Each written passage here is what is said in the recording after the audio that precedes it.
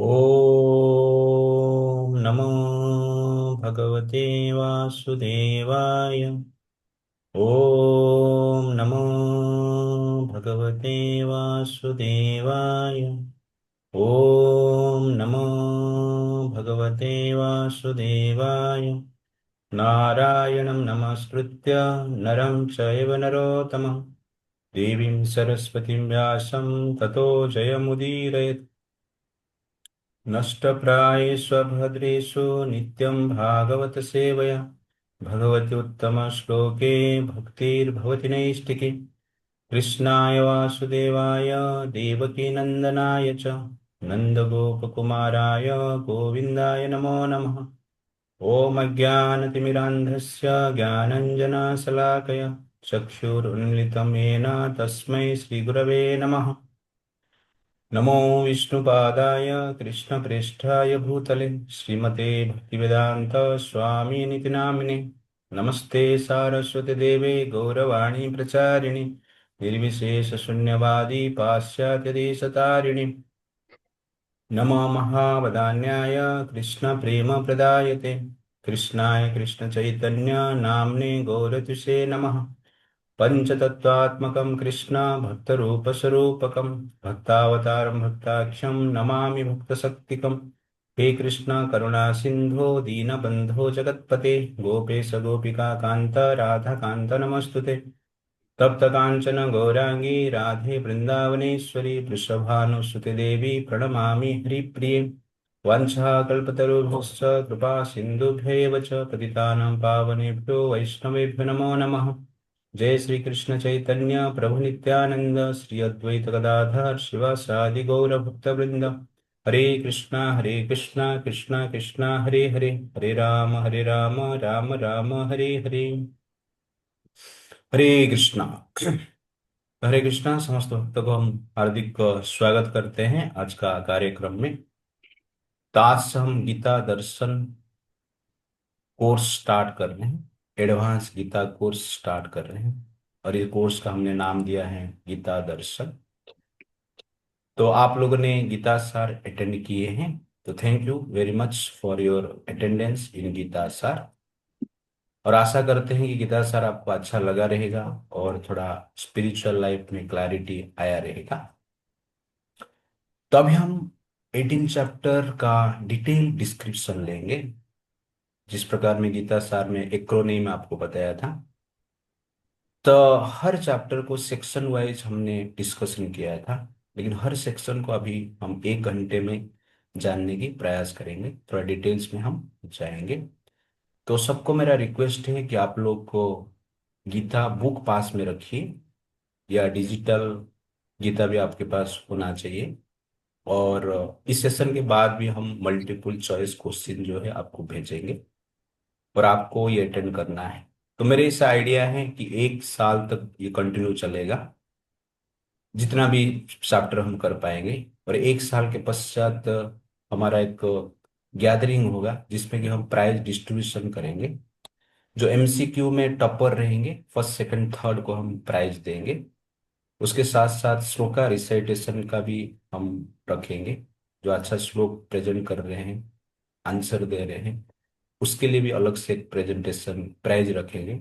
उसके साथ साथ डिबेट भी रखेंगे, प्रेजेंटेशन कौन कैसे कर रहा है उसका भी एक हम रखेंगे। इस प्रकार मेरा जनरली आइडिया है। तो आप इसके लिए प्रिपरेशन होकर जनरली सुनने की आप लोग प्रयास कीजिए। तो गीता दर्शन एडवांस गीता को chapter 1, observing the armies on the battle field of Kurukshetra, Arjun विषाद योग। तो इस चैप्टर को हम लोग ग्रीप्स में देखेंगे, GRIPS। तो cause of stress and nature of the world हम जानने की जनरली प्रयास करें। तो स्टार्ट करने से पहले भगवान को हम प्रणाम करेंगे। ये जो प्रणाम मंत्र है, भीष्मदेव भगवान कृष्ण को प्रणाम करते हैं। सारथ्यार्जुनस्य कुर्वन् गीतामृत ददौ लोकत्रयोपकाराय तस्मै ब्रह्मात्मने नमः। Translation. I offer my obeisances to the Supreme Brahman, Lord Krishna, who, by becoming the charioteer of Arjuna, bestowed the nectar of the Bhagavad Gita for the welfare of all the three worlds. Mahabharata. Okay, तो भीष्म जी प्रणाम करते हैं। सारथ्य अर्जुन से जो, जिस भगवान कृष्ण अर्जुन का सारथी बने हैं और गीता अमृत का प्रदान किए हैं, किसके लिए? लोकत्रय उपकार आय, संसार का कल्याण के लिए। तस्मै ब्रह्म आत्मने नमः, उस ब्रह्म परमात्मा भगवान कृष्ण को मैं प्रणाम करता। तो यहां पर हम देख रहे हैं कि जो गीता है, लोकत्रय उपकार आय। तो आजकल उपकार की लोग बात करते हैं, जनरली समाज सेवा का बात करते हैं, लेकिन वास्तव में समाज सेवा तब होगा जब गीता अमृत का हम प्रचार प्रसार करेंगे और स्टडी करेंगे।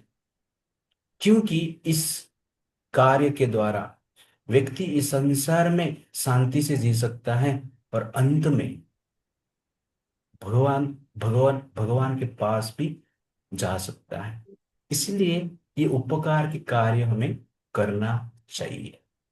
तो जिस प्रकार मैं आपको बताया है कि हम हर 2 महीने में एक बार गीता प्रकाश क्लास करेंगे, जिसमें कि 8 सेशन हम लेंगे और उसके द्वारा जो नए डिवोटी जुड़ेंगे उनको एडवांस गीता के साथ हम कनेक्ट करेंगे। ये हमारा आइडिया है। इसलिए इस उपकार के लिए आप लोग थोड़ा रेडी रहिए। तो ग्लोरीज ऑफ गीता, शंकराचार्य जी गीता का ग्लोरीज बता रहे हैं।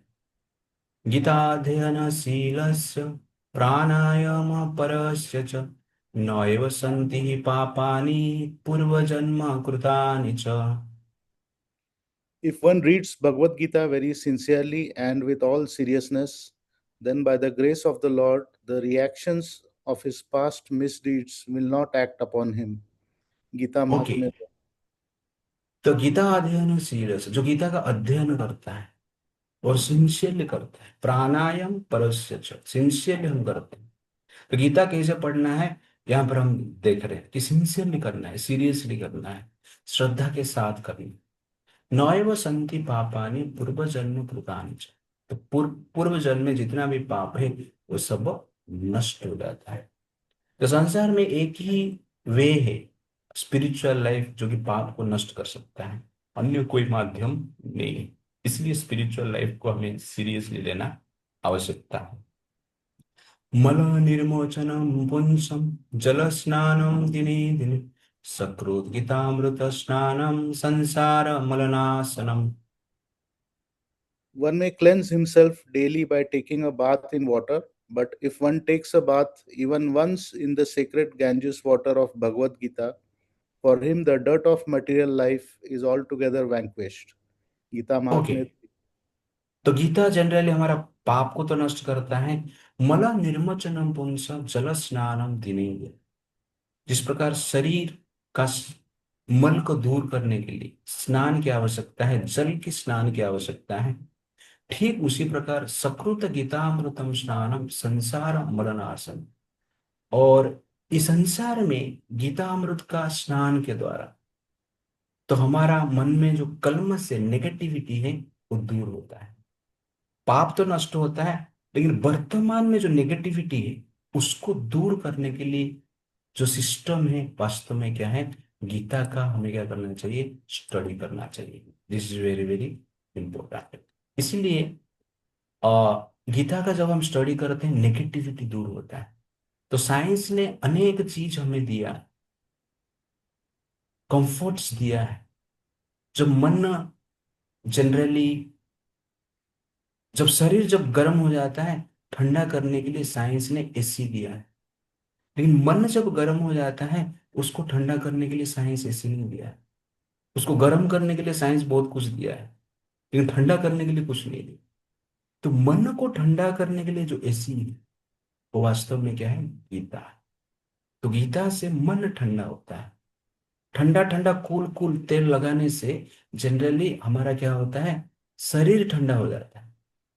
लेकिन वास्तव में जो ठंडा ठंडा कूल कूल है वो गीता है। उससे मन ठंडा होता है, सबका दिमाग ठंडा होता है। बोलते हैं ना थोड़ा दिमाग ठंडा करना।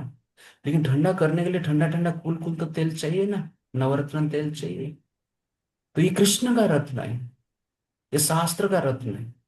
इस रत्न से जनरली क्या होता है, मन का नेगेटिविटी दूर होता है, मन शुद्ध होता है।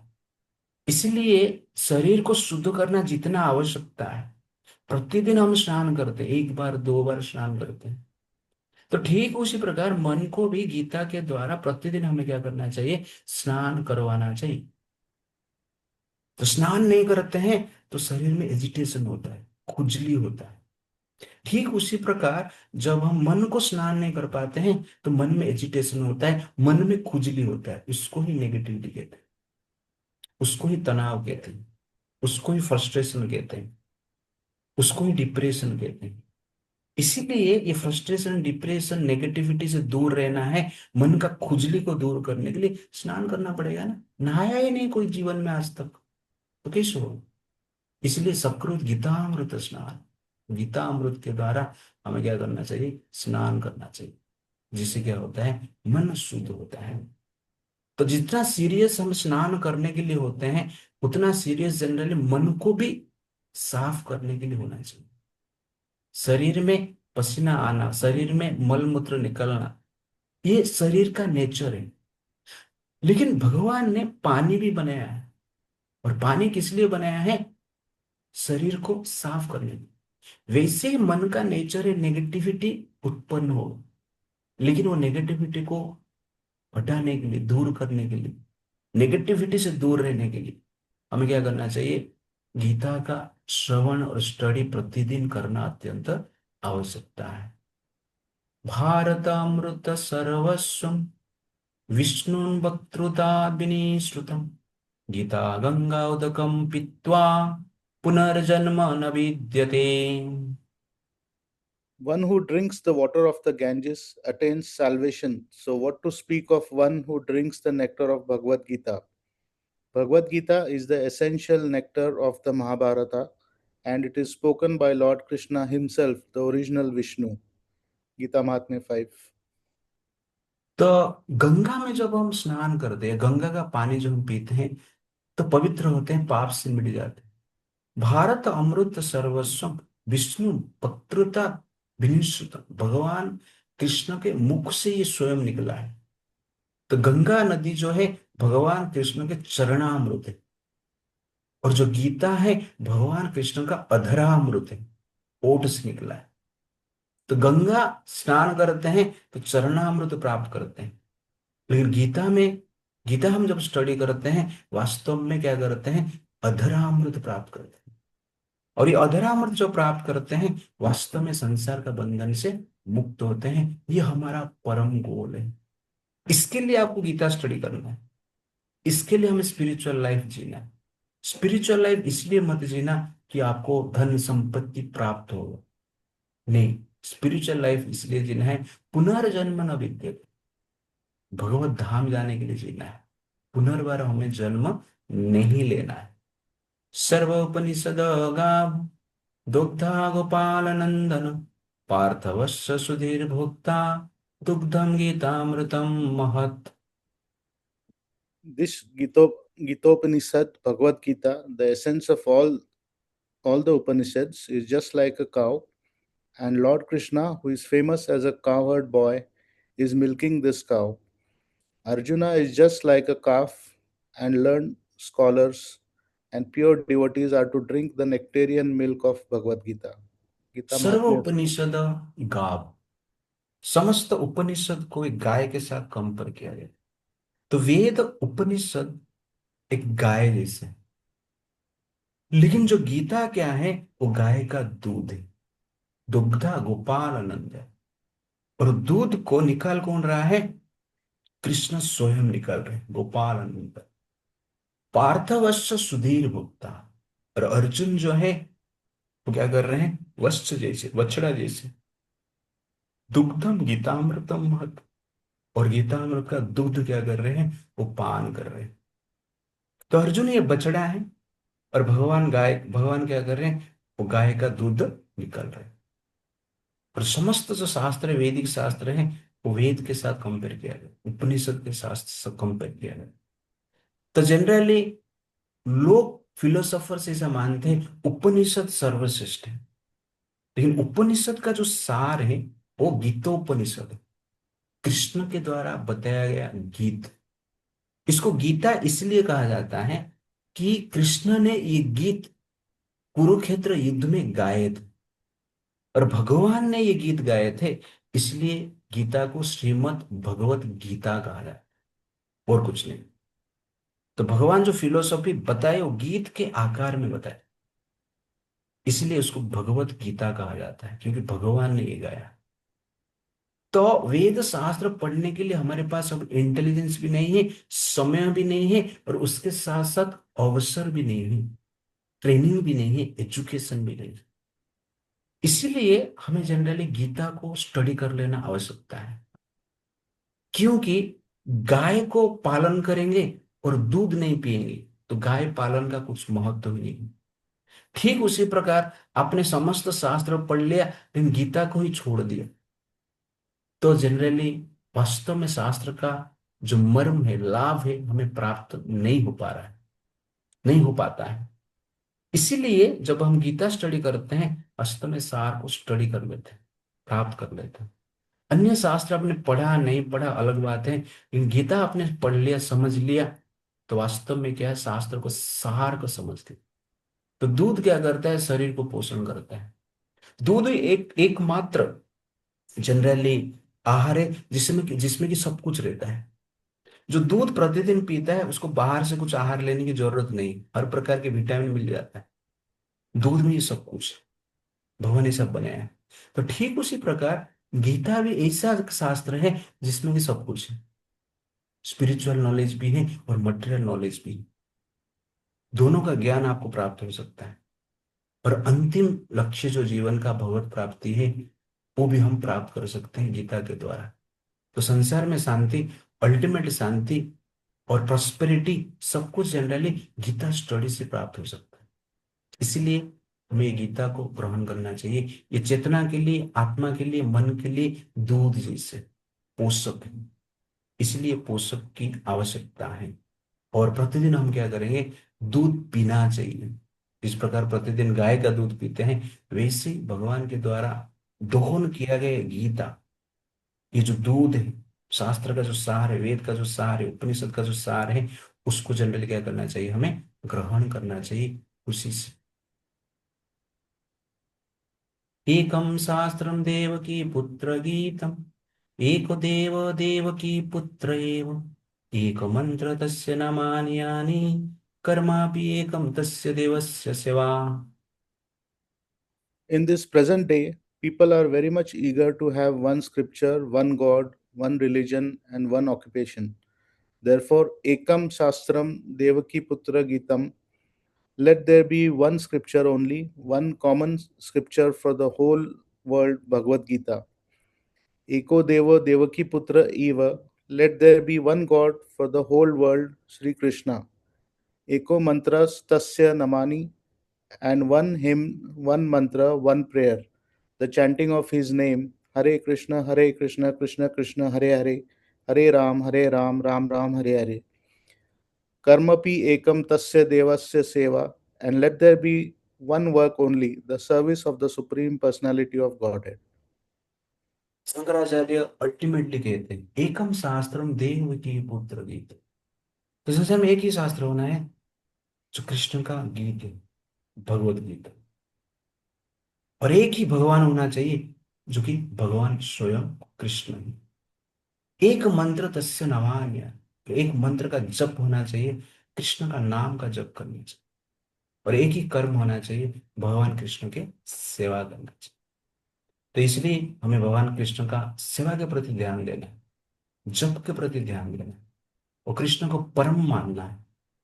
तो इस प्रकार, और गीता को जीवन का जनरली एक प्रकार के सबसे इंपॉर्टेंट शास्त्र मानकर उसको स्टडी करना है। दिस इज द एग्जैक्टली क्या है, ह्यूमन लाइफ का लक्ष्य है। वास्तव में humanity starts when you study Gita. Otherwise humanity के नाम पर हम क्या कर रहे हैं, एक प्रकार की एनिमलिज्म लाइफ ही जी रहे हैं।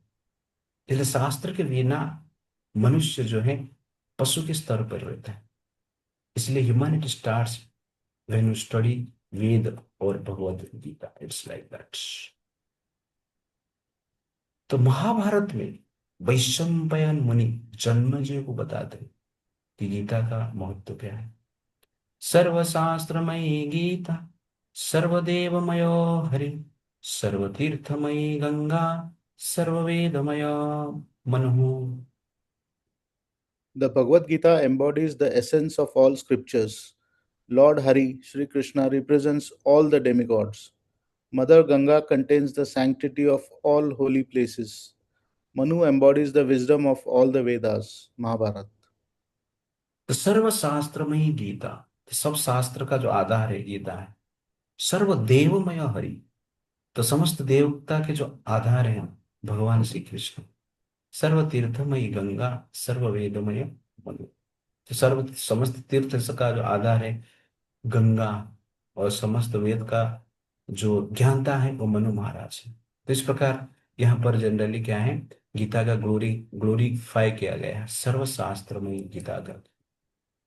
भारतामृत सर्वस्वं गीतायामथितस्य च सारमुद्धृत्य कृष्णेन अर्जुनस्य मुखे श्रुतम्। The Bhagavad Gita is the essence of the nectar of the Mahabharata. This essence was extracted by Lord Krishna and spoken directly to Arjuna. Bharat अमृत सर्वस्व, भारत मतलब महाभारत, तो महाभारत को मंथन करके गीता या मथितस्य च, तो महाभारत को मंथन करेंगे तो उसमें जो घी निकलेगा वो क्या है, सार जो निकलेगा दैट इज गीता है, जो भगवान कृष्ण स्वयं अर्जुन को बताते हैं। तो वहां पर गीता को दूध बताया गया, यहाँ पर जनरली क्या है, गीता को महाभारत का सार बताया गया।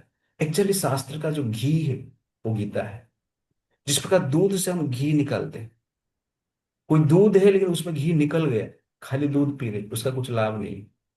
ठीक उसी प्रकार हम अनेक प्रकार का नॉलेज लेते हैं लेकिन गीता की नॉलेज उसमें है ही नहीं, तो वास्तव में उसका कुछ लाभ नहीं होता है। इसलिए गीता जो है घी जैसे टॉनिक जैसे शक्ति है, जो कि हमारा मन को शुद्ध करता है, मन को डिटर्मिनेशन देता है, और उसके साथ साथ भक्ति पथ में आगे बढ़ने के लिए हमें प्रेरणा देता है। तो इस प्रकार गीता का महात्म्य हमने देखा। तो गीता सुनने से पहले महाभारत का जो जनरल नॉलेज हमारे पास होना चाहिए। तो गीता सार में हमने थोड़ा सा डिस्कशन किया था, क्योंकि पूरा चैप्टर मुझे लेना है, इसलिए 1 घंटा में सब कुछ बताना था। तो महाभारत की ओर थोड़ा हम जाते हैं। तो शांतनु नामक एक राजा हुए और उन्होंने गंगा देवी के साथ विवाह किया। गंगा से उनके पुत्र हुए देवव्रत। देवव्रत समस्त वेद में पारंगत थे, धनुर्विद्या में पारंगत थे, अनेक अस्त्र शस्त्र में भी पारंगत थे, परशुराम जी से शिक्षा प्राप्त की थी। और शांतनु महाराज देवव्रत की ये समस्त गुण से, क्वालिटी से संतुष्ट थे, सर्वगुण संपन्न भी थे, नम्र भी थे, दया भी उनके हृदय में गंगा जी से बह रहा था। तो दयावान भी थे, क्षमाशील भी थे, बलवान भी थे, ज्ञानी थे, वेद शास्त्र का समस्त नॉलेज था। कहने का अर्थ है सर्वगुण संपन्न थे, जो कि भगवान परशुराम को भी युद्ध में परास्त किए थे। इस प्रकार शक्ति जनरली उनके पास थे। तो शांतनु महाराज एक बार गंगा नदी के तट पर घूम रहे हैं, अचानक उनको एक सुगंध का अनुभव होता है। सुगंध बहुत आकर्षक था, दिव्य था। उस सुगंध को खोजते हुए वो जाते हैं, तो गंगा नदी के एक स्थान पर देखते हैं एक सुंदर स्त्री नाव चला रही है, जिसका नाम है सत्यवती। सत्य मतलब ओरिजिनल, वती मतलब फ्रेग्रेंस, जिसका शरीर से ओरिजिनल फ्रेग्रेंस निकलता है, दिव्य फ्रेग्रेंस निकलता है, उनका नाम है सत्यवती। तो इसलिए उनका नाम सत्यवती है। और उनको देख के आकर्षित हो जाते हैं। शरीर भी दिव्यता है, मन में विवाह करने की इच्छा होता है। सत्यवती का पिता उनको कहते हैं आपको विवाह करना है तो इसके गर्भ से जो संतान उत्पन्न हो वो जनरली क्या बनेंगे, राजा बनेंगे। भीष्म देवव्रत जो है राजा नहीं बनना चाहिए, तब जाके आप मेरे बेटी के साथ विवाह कर सकते हैं। सत्यवती की भी यही इच्छा था। शांतनु महाराज जो ये सुनते हैं चिंतित हो जाते हैं। इच्छा तो रहता है विवाह करने की, लेकिन देवव्रत के बारे में सोचकर घर पे लौट आ जाते हैं। और देवव्रत शांतनु महाराज को देखते हैं अनेक महीने तक, क्यों चिंतित रहते हैं, विषाद में रहते हैं, टेंशन में हैं। तो एक बार पिताजी को जाके पूछते हैं कि आपका टेंशन का कारण क्या है। पुत्र का धर्म है पिता माता का सेवा करना। जो पुत्र पिता माता का सेवा नहीं करते हैं वो पुत्र नहीं होता है, वो पिता माता का मूत्र होते हैं। देवव्रत का ये बात सुनकर शांतनु महाराज कहते हैं कि मैं एक राजा हूं और मेरा लक्ष्य है प्रजा का पालन करना। तुम सर्वगुण संपन्न हो लेकिन एक ही बेटा है। संसार में शास्त्र कहता है इस प्रकार एक ही आंख रहेगा, कभी फूट जाएगा, कुछ गारंटी नहीं। इसलिए दो आंख की आवश्यकता है। इसलिए भगवान दो आंख भी दिए, एक स्टेपिन भी दिया है, दो हाथ भी दिए, स्टेपिन दो पैर भी दिया है, दो किडनी भी दिया है, दो लॉन्ग्स भी दिए। ये दो दो देने के कारण है, दो ब्रेन का भी दो पार्ट दिया है। एक खराब हो जाएगा तो दूसरा काम करेगा। इसलिए जनरल क्या है, ये सब कुछ दिया गया है। वो कहते हैं कि इसलिए मैं चिंतित हूं। ये कहकर वो चुप हो जाते हैं। तो देवव्रत को समझ में आ जाता है कि पिताजी की शादी करने की इच्छा है।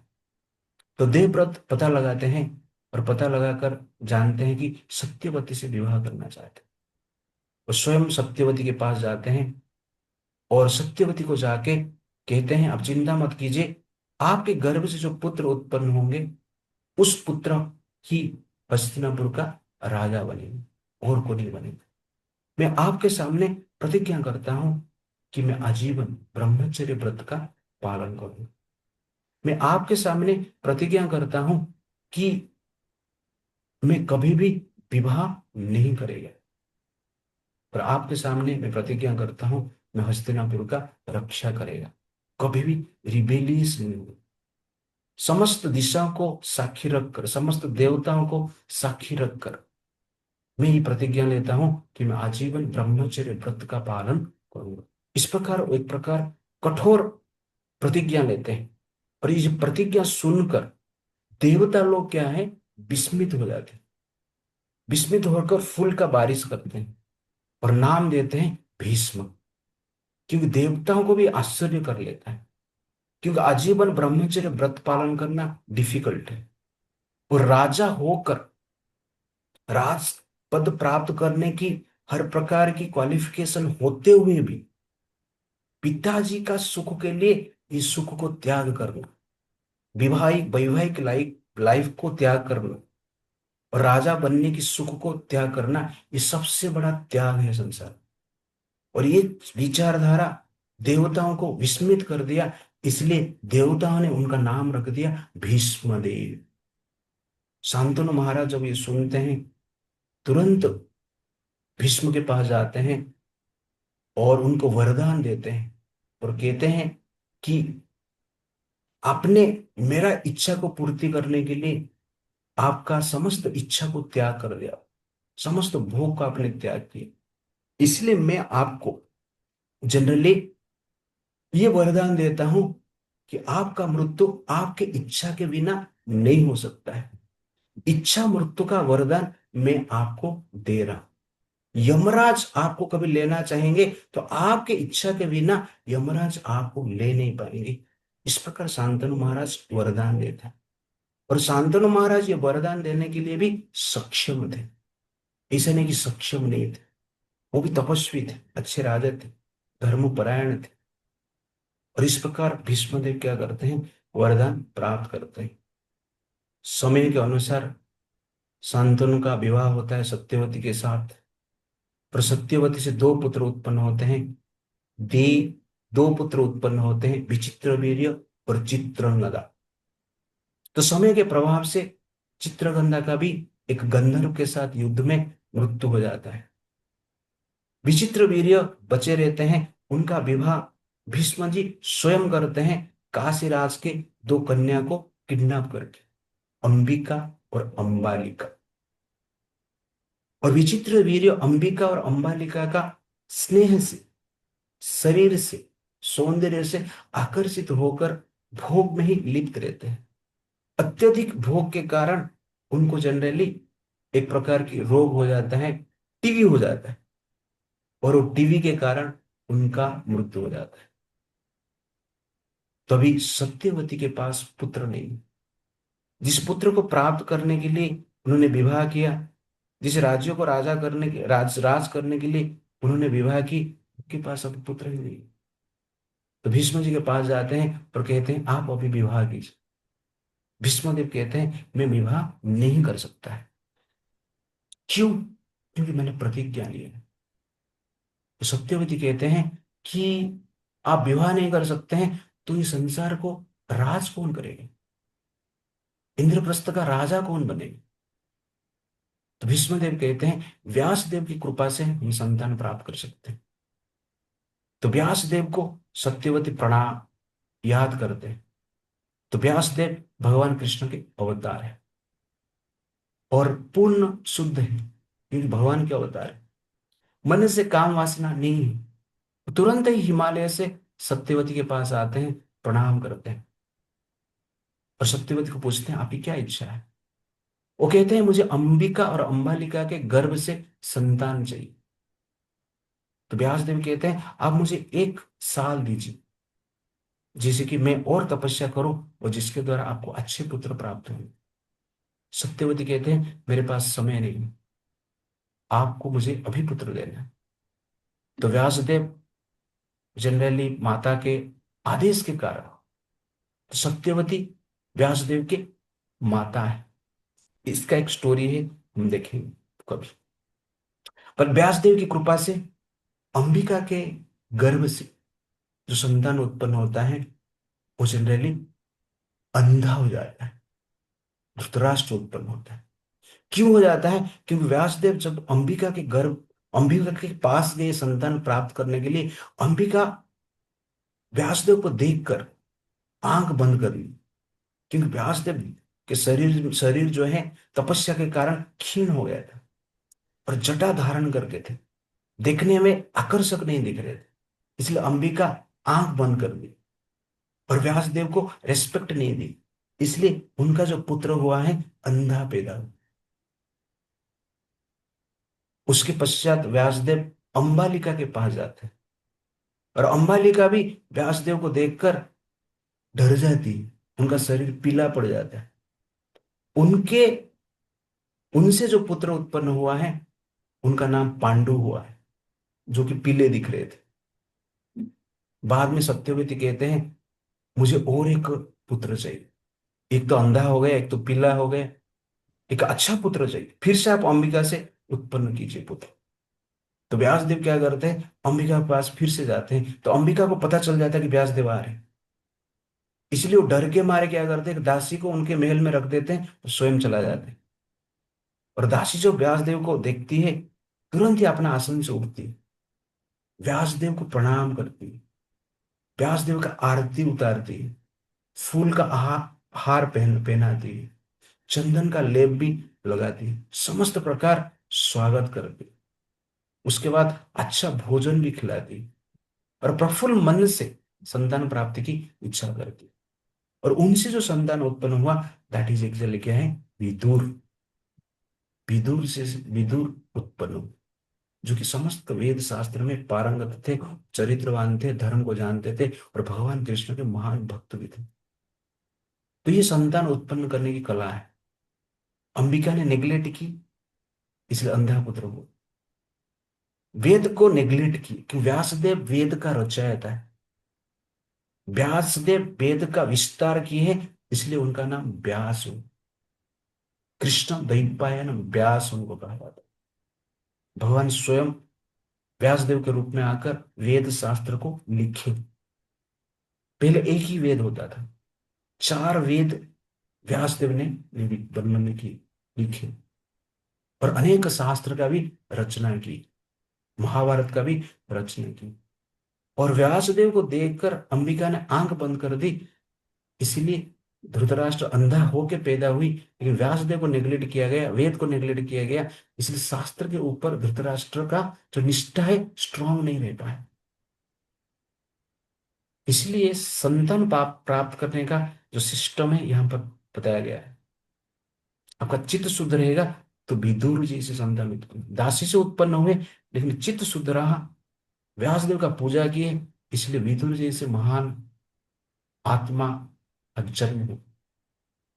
इस प्रकार सत्यवती की प्रेरणा के द्वारा, व्यासदेव के द्वारा धृतराष्ट्र, पांडु और विदुर का जन्म होता है। समय के प्रभाव से सब बड़े होते हैं और पांडु राजा बनते हैं, क्योंकि धृतराष्ट्र जो है अंधा था, इसलिए राजपद के लिए योग्य नहीं था। और पांडु राजा बनकर इंद्रप्रस्थ को, पांडु राजा बनकर हस्तिनापुर को जनरली क्या कर रहे हैं, शासन कर, बाद में इंद्रप्रस्थ बनेगा। तो हस्तिनापुर को शासन कर रहे हैं, पूरा संसार को शासन कर रहे हैं। तो एक बार पांडु महाराज वन में कुंती महारानी के साथ, माद्री के साथ घूम रहे थे, जो पांडु महाराज के 2 पत्नी। घूमते घूमते देख रहे हैं कि 2 हिरण आपस में खेल रहे हैं, क्रीड़ा कर रहे हैं, एक फीमेल है एक मेल है, और दोनों को पांडु महाराज मार ही देते हैं, शिकार कर लेते हैं। दोनों हिरण तुरंत ही मनुष्य शरीर में आते। वो हिरण नहीं थे, किंडव मुनि थे। तो किंडव मुनि हिरण का शरीर धारण करके अपनी पत्नी के साथ खेल रहे थे, लेकिन अभी बाण के प्रभाव से रक्त से लथपथ होकर धरती पे गिरे हुए हैं। तुरंत ही गुस्सा से वो श्राप देते हैं पांडु महाराज को कि आपने मेरा वध किया है, और मैं पत्नी के साथ खेल रहा था उस समय पे आपने वध किया है, इसलिए आप कभी भी पत्नी के साथ संबंध स्थापन करने की इच्छा करेंगे, करने की प्रयास करेंगे तो आपका मृत्यु निश्चित है। इस प्रकार श्राप उनको मिल जाता है। तो पांडु महाराज इच्छा करते हैं कि मैं बहुत बड़ा पापी हूं, इसलिए राजा बनने के अधिकार मेरे पास नहीं है। साधु संत का रक्षा करना राजा का परम धर्म होता है, क्योंकि साधु संत जब रक्षित होते हैं, वास्तव में संसार में ज्ञान का रक्षण होता है, और ज्ञान का रक्षण जब होता है संसार में शांति का रक्षण होता है। इसलिए मैंने बहुत बड़ा पाप किया है, इसका प्रायश्चित मुझे करना है, इसलिए मैं हिमालय जाकर तपस्या करता। ये जब इस प्रकार जब इच्छा करते हैं, माद्री और कुंती भी इच्छा करते हैं, ठीक है, हम भी आपके साथ जाते हैं। और पांडु महाराज माद्री कुंती को लेकर हिमालय जाते हैं। हिमालय में वेद शास्त्र का स्टडी करते हैं। एक दिन मन में विचार आता है कि पुत्र होने की आवश्यकता है, पुत्र नहीं होगा तो वंश को कौन संभाले, राजा कौन बनेगा, और पितरों का उद्धार कैसे होगा। ये विचार करके पुत्र की इच्छा करते हैं। जो पुत्र की इच्छा करते हैं, कुंती महारानी कहते हैं मेरे पास वरदान है, दुर्वासा मुनि ने मुझे वरदान दिए, जिस वरदान से मैं क्या कर सकता हूं, पुत्र प्राप्त कर सकता हूं। क्या वरदान दिए हैं, मैं इच्छा करूंगा कोई भी देवता को बुलाकर उनसे पुत्र हम प्राप्त कर सकते हैं। ये सुनकर पांडु महाराज संतुष्ट हो जाते हैं। 1 साल तक तपस्या करते हैं पांडु महाराज और कुंती में पुत्र प्राप्त करने के लिए। और पांडु महाराज विचार करके सोचते हैं कि मुझे कौन सा पुत्र चाहिए, मुझे धर्म को पालन करने वाला पुत्र चाहिए। इसलिए पहले यमराज को बुलाते हैं। यमराज की कृपा से, योगिक सिस्टम से, कुंती के गर्भ से एक संतान उत्पन्न होते हैं जिनका नाम है युधिष्ठिर, जिसको धर्मराज कहा गया है। फिर से 1 साल तपस्या करते हैं। 1 साल तपस्या के पश्चात इंद्रदेव की कृपा से जो पुत्र उत्पन्न होता है, उनको सेकंड टाइम जो तपस्या करते हैं वायुदेव को बुलाते हैं। क्यों? क्योंकि पांडु महाराज सोचते हैं धर्म तो है, लेकिन धर्म को रक्षा करने के लिए बल चाहिए, इसलिए धर्म और बल साथ रहना चाहिए। धर्म अकेले रहेगा लेकिन बल नहीं चाहिए तो धर्म टिकेगा नहीं, धर्म को नष्ट कर देंगे बलवान लोग। इसलिए ऐसा बल चाहिए जो धर्म की रक्षा करने के लिए काम करता है। इसलिए वायुदेव को स्मरण किया, और वायुदेव की कृपा से भीम का उत्पन्न हुआ। और भीम बल का प्रतीक है जो धर्म का रक्षा करते हैं। उसके बाद पांडु महाराज ने सोचे धर्म तो मिल गया, बल भी मिल गया, अभी भक्त चाहिए मुझे, कृष्ण का भक्त मुझे चाहिए। फिर से 1 साल तपस्या करते हैं, इंद्रदेव की कृपा से अर्जुन का जन्म। उसके बाद वो कहते हैं कुंती महारानी को और मुझे संतान चाहिए। तो कुंती महारानी कहते हैं शास्त्र के अनुसार हम 3 संतान ही प्राप्त कर सकते हैं, अधिक इच्छा करना मतलब ये वासना का प्रभाव हो जाएगा, इसलिए मैं आपको 3 संतान ही दे सकता हूँ धर्म के अनुसार। बाजू में माद्री थे, बोलते हैं कि आपका तो 3 हो गया, मेरे लिए भी कुछ कीजिए। माद्री को देखकर कुंती महारानी के मन में दया आती है, वो कहते हैं आप तपस्या करो, मैं आपको दुर्वासा मुनि का मंत्र देता हूं।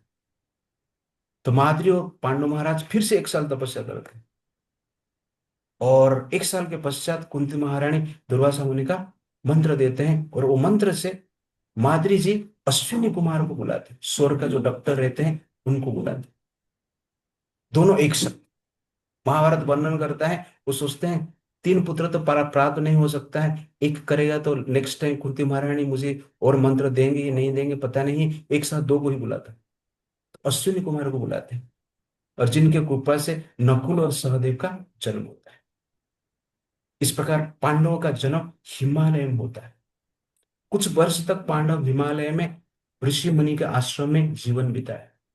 एक दिन पांडव महाराज माद्री को देखकर आकर्षित हो जाते हैं और भोग करने की इच्छा करते हैं, उनको स्पर्श करते हैं, उस समय पर उनका मृत्यु हो जाता है पाप के श्राप के कारण।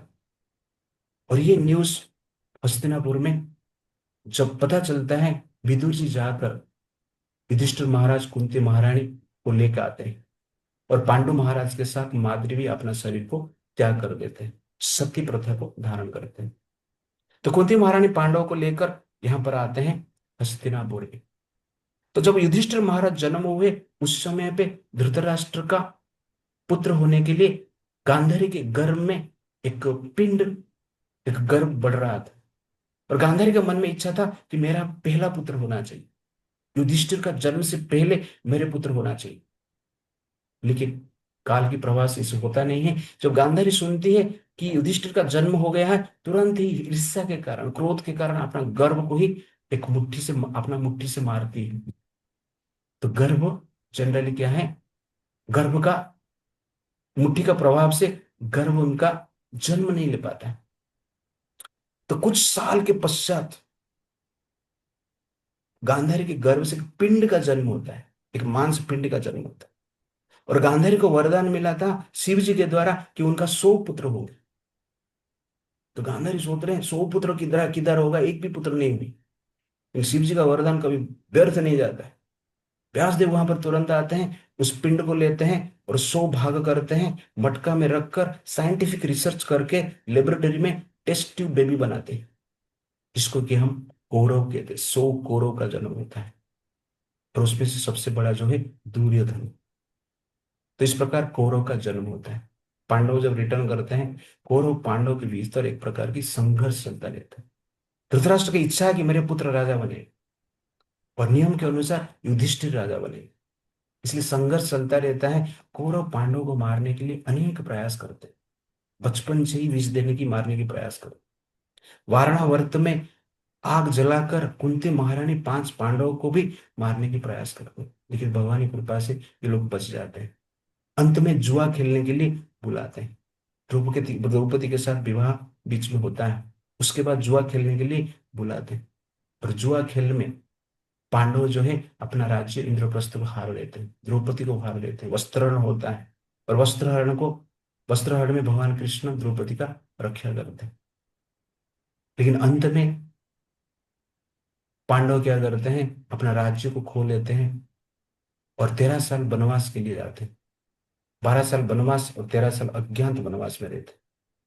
13 साल के बाद आएंगे तो उनको राज्य मिलेगा, ये कंडीशन में था। 13 साल के बाद जब आते हैं पांडव, उनको राज्य देते नहीं धृतराष्ट्र। और भगवान कृष्ण शांति दूत के रूप में जाते हैं, उनका भी बात कोई नहीं मानता है। 5 गांव भी मांगा जा रहा है, तो भी धृतराष्ट्र का इच्छा नहीं देने की। तो अंत में युद्ध निश्चित हो जाता है, और युद्ध करने के लिए पांडव और कौरव के पक्ष से 18 अक्षौणी सेना कुरुक्षेत्र में इकट्ठे होते हैं, ग्यादर होते हैं। और कुरुक्षेत्र में आकर युद्ध करना प्रारंभ करते हैं। पांडवों के पक्ष में 7 अक्षौणी सेना है और कौरव के पक्ष में 11 अक्षौणी सेना है। इस प्रकार एक घमासान युद्ध होता है और भीष्म, द्रोण, कर्ण कौरव के पक्ष में रहते हैं। पांडव के पक्ष में अर्जुन के सारथी के रूप में भगवान कृष्ण रहते हैं, बाकी योद्धा भी रहते हैं। घमासान युद्ध होता है और 10वां दिन भीष्म देव का पतन हो जाता है। 10 दिन का युद्ध में अर्जुन भीष्म देव को मार ही देते हैं। अर्जुन का बाण के सैया में भीष्म जी गिर पड़ते हैं और बाण के सैया में सोते रहते हैं। ये भीष्म जी का ब्रह्मचर्य का पावर है। कांटा कभी घुस जाता है ना शरीर में, तो कांटे के ऊपर ऐसे पैर नहीं रख सकते, लेकिन हजार हजार बाण लगा है किसका? अर्जुन का। और बाण के सैया पर भीष्म जी सोए हैं। हमको बेड में नींद नहीं आता है, छटपटाते हैं गद्दी में भी। भीष्म जी वाहन के सैया में सोए हैं और भीष्म जी नीचे नहीं जा रहे। ग्रेविटी के हिसाब से नीचे जाना चाहिए, लेकिन ब्रह्मचर्य व्रत के पावर से अपने शरीर को धारण करके रखते हैं। ये भीष्म जी का पावर है।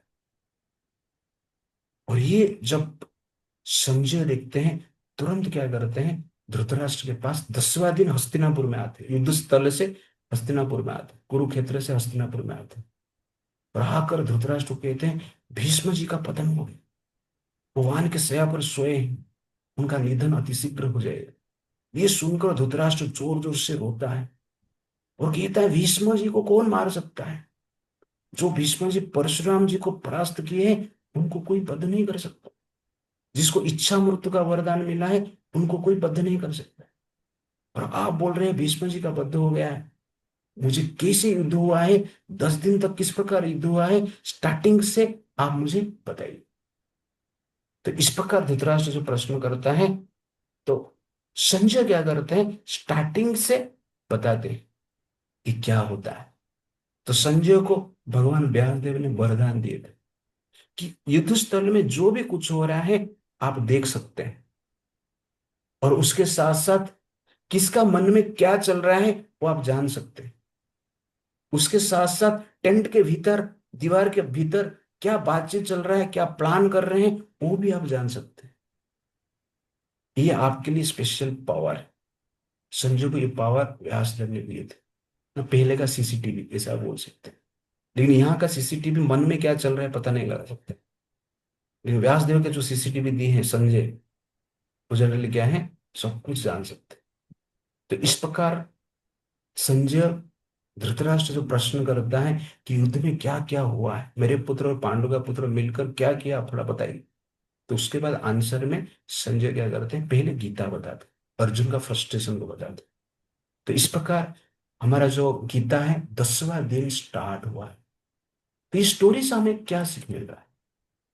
Desires are the cause of disasters, desires are the cause of dangers in life, desires are the cause of difficulties in life, desires are the cause of degradation in life, desires are the cause of distress in life.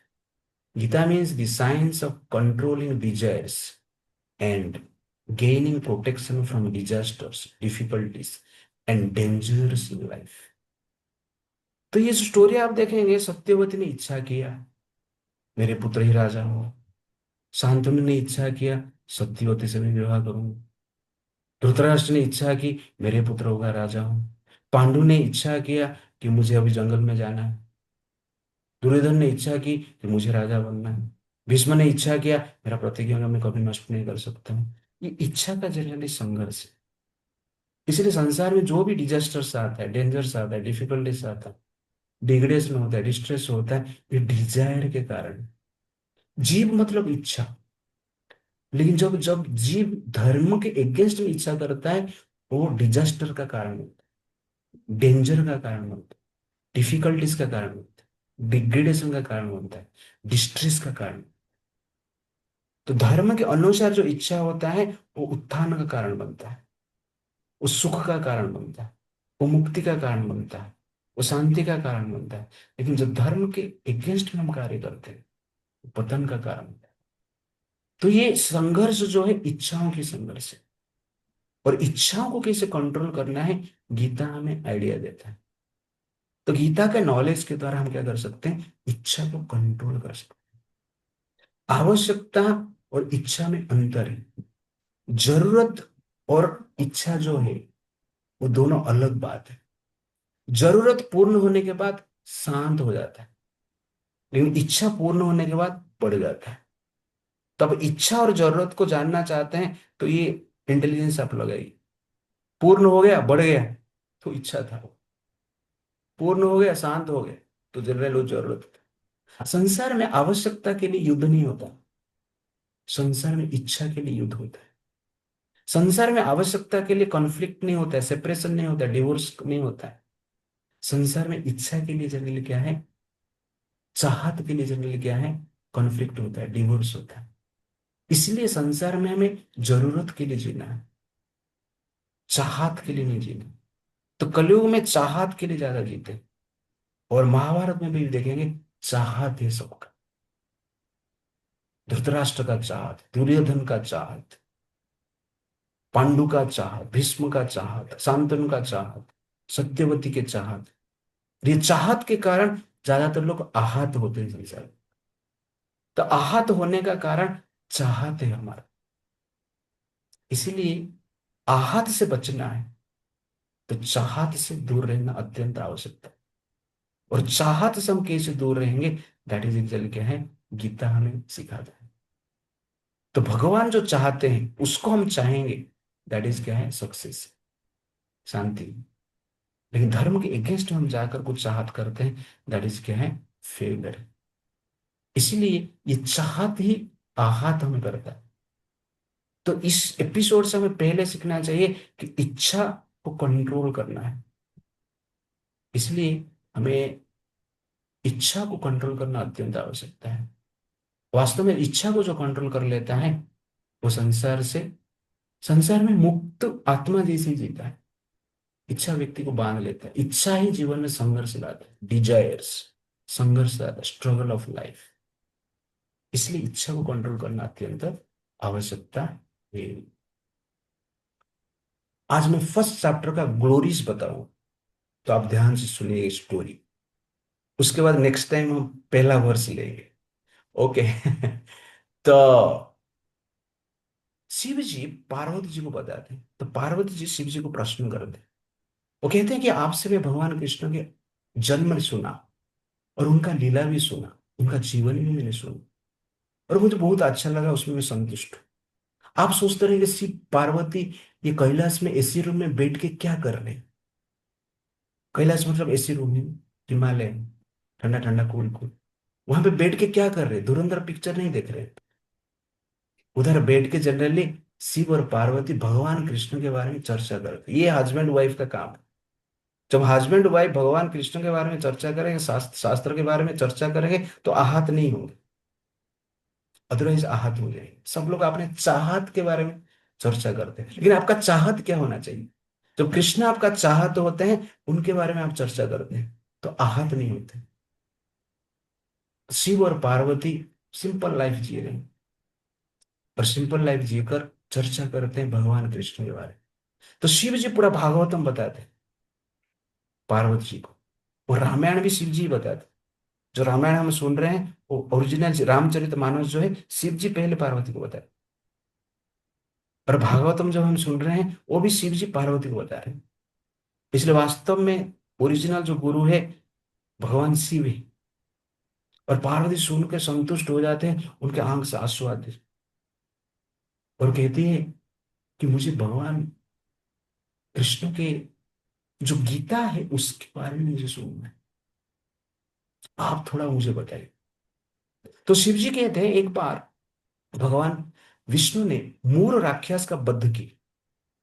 वध करने के पश्चात अपना अनंत शेष में शयन कर रहे थे, और माता लक्ष्मी उनका पद प्रक्षालन कर रहे थे। और पद प्रक्षालन करते करते पूछने लगे कि आप रोज सोते रहते हो, और संसार में क्या हो रहा है, कुछ क्या चल रहा है, आप चिंता करते हो कि नहीं।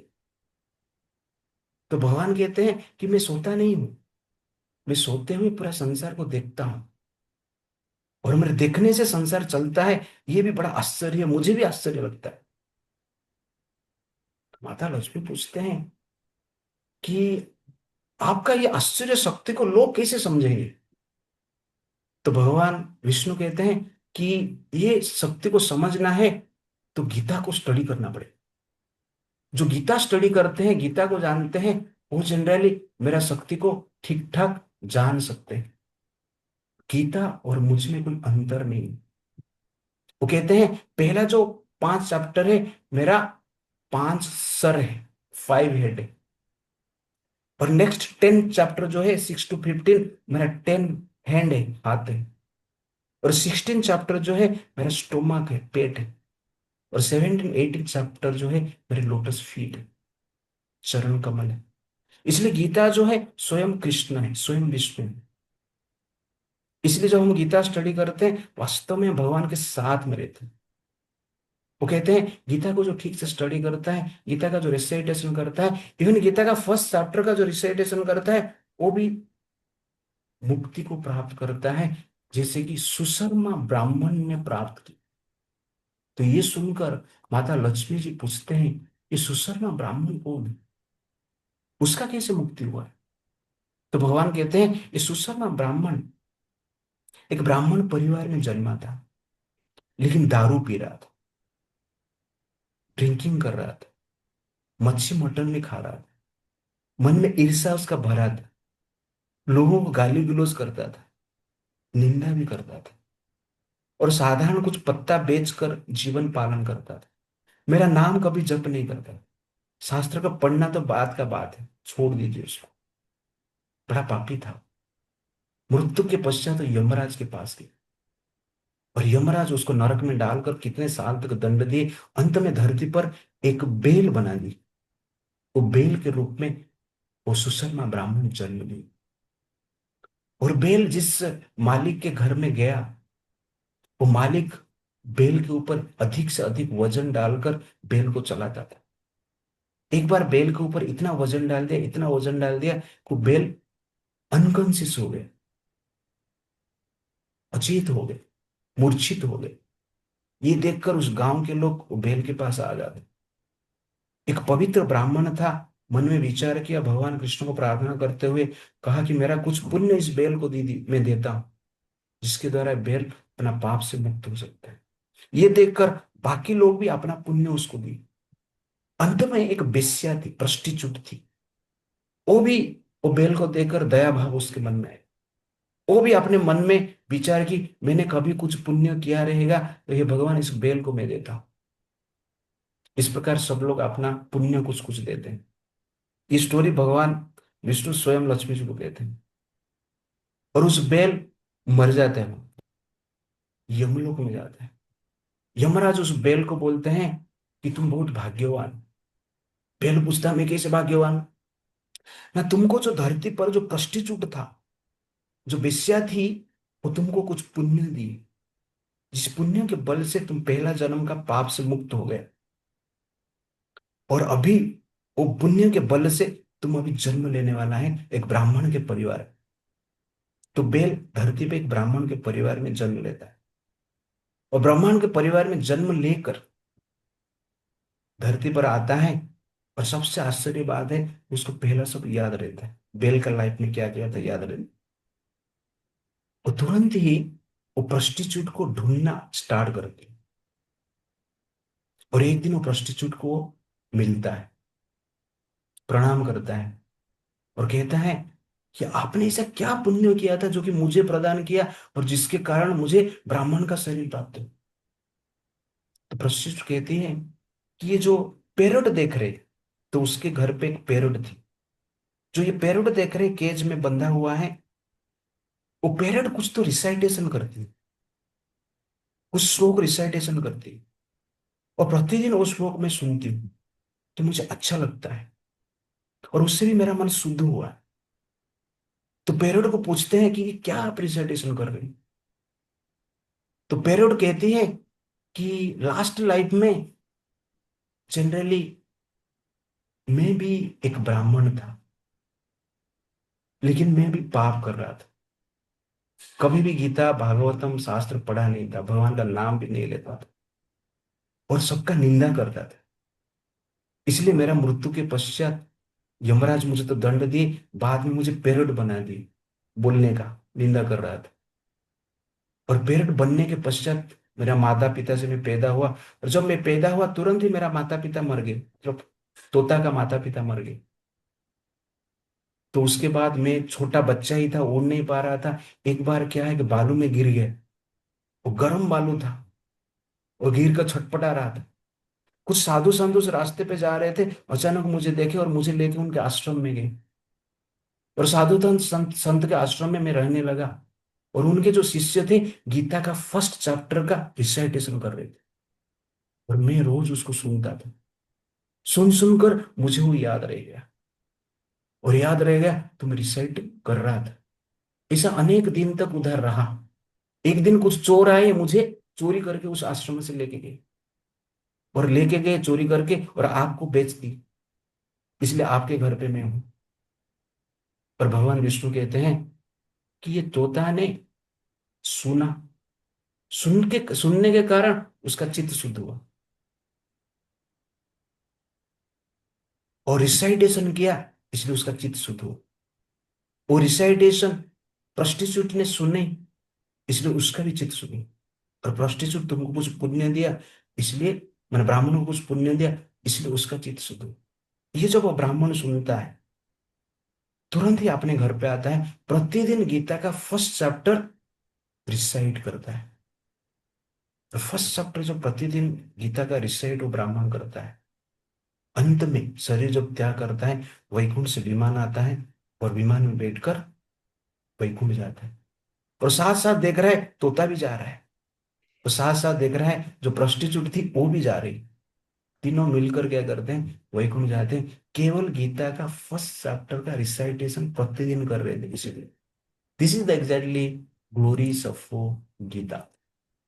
तो इसलिए हमें गीता को सीरियसली लेना चाहिए, और जिसके द्वारा हम अपना पूर्व जन्म का जो पाप है उससे भी मुक्त हो सकते हैं, और इस संसार में भी शांति प्राप्त कर सकते हैं, और अंत में हम क्या कर सकते हैं, भगवान के पास जा सकते हैं। इसलिए गीता को हमें सीरियसली लेना है, हर चैप्टर का ग्लोरी से। मैं हर चैप्टर का स्टार्टिंग में ग्लोरी से आपको बताऊंगा, तो पहला चैप्टर का हमने ग्लोरी से आपको बताया। तो इस प्रकार गीता का ग्लोरी से हमने सुना है। और धृतराष्ट्र जनरली समझो को क्या पूछते हैं, और गीता किस प्रकार स्टार्ट होता है, हम देखेंगे नेक्स्ट टाइम। हरे कृष्णा। शिल प्रभुपाद की जय। Thank you very much. कुछ क्वेश्चन रहेगा तो हम लोग ले सकते हैं।